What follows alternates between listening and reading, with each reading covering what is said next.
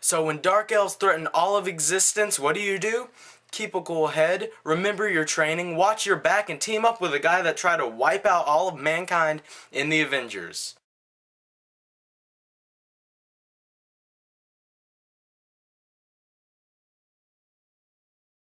Thor: The Dark World. So Thor: The Dark World is the sequel to the 2011 movie Thor and the 2012 movie The Avengers. And really, all those movies are interwoven at this point.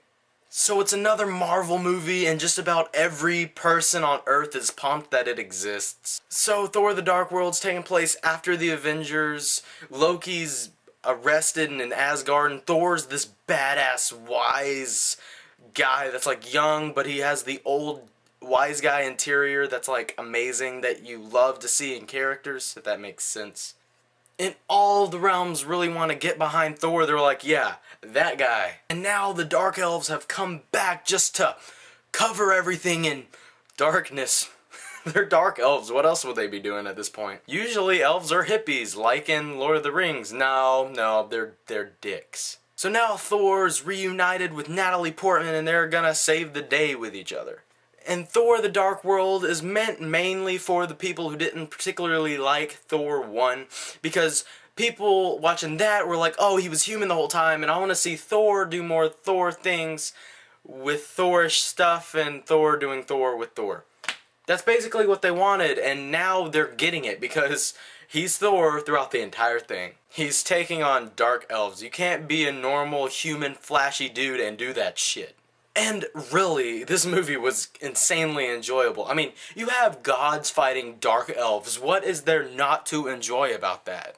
And who is it that steals the show? Nope, it's not Thor.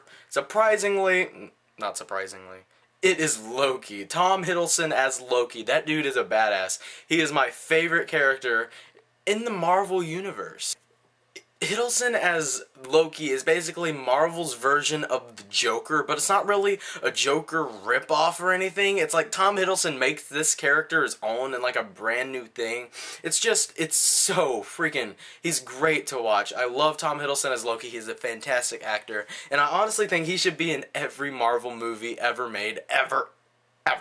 And throughout the entire thing, he's got this like really smart scheme, and you don't know if you should really trust the guy. I mean, you shouldn't trust the guy, but he's there.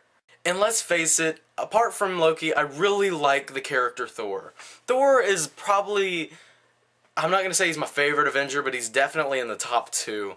But Thor, he's like Superman of the Marvel Universe. He risks his girlfriend, he risks his life, his entire family and planet just to defeat these dark elves. I mean, he's better in this than he was in Thor 1. I like Thor 1. I like seeing him mortal. But really, this one, I liked it more than Thor 1 because it's more of a Thor movie than Thor 1 was.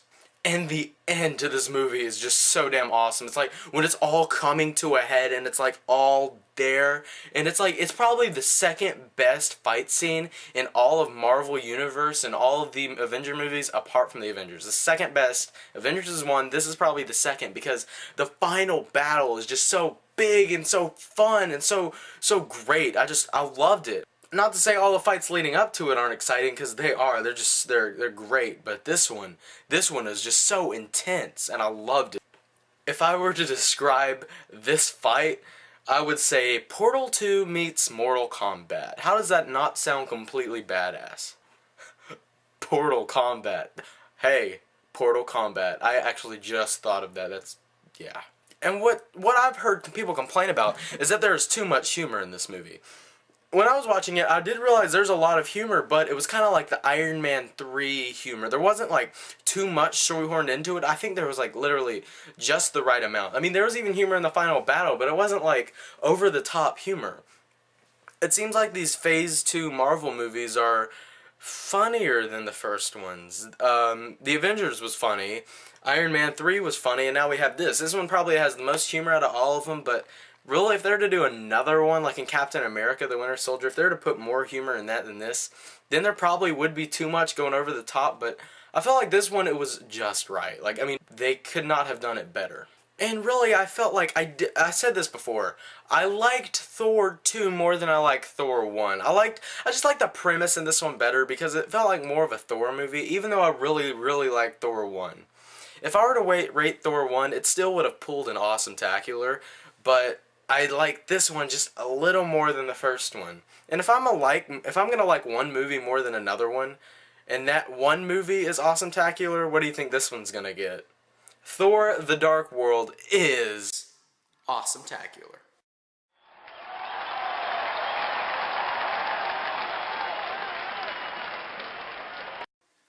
So, Thor: The Dark World. Have you seen it? Have you not? Which one did you like better, Thor or Thor 2? Comment below, let me know.